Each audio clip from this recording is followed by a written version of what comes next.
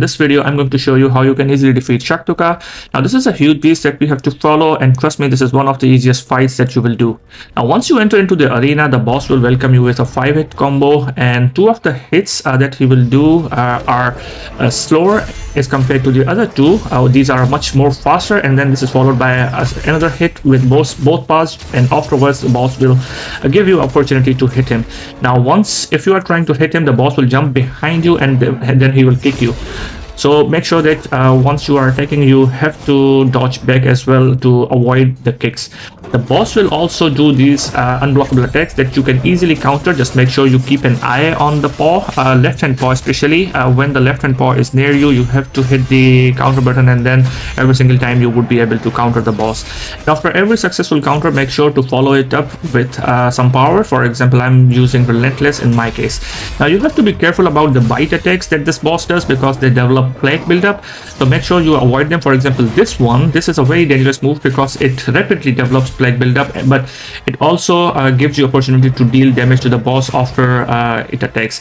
Now usually this attack is followed up by this dashing attack where the boss jumps up and tries to slash you, and afterwards it falls down. So every single time the boss tries to hit you hard, it also gives you opportunity to hit him. So that's why it's very easy to deal damage to this boss.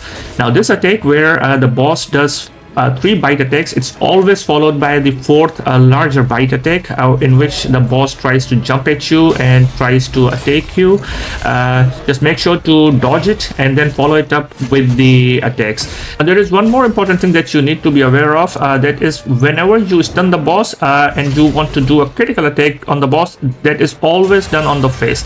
You can't do it from behind, so make sure you are near the face of the boss, or if the boss's face is next to the wall and you can't reach it, just make sure don't waste your time, just start hitting the boss at its back or wherever the opportunity is.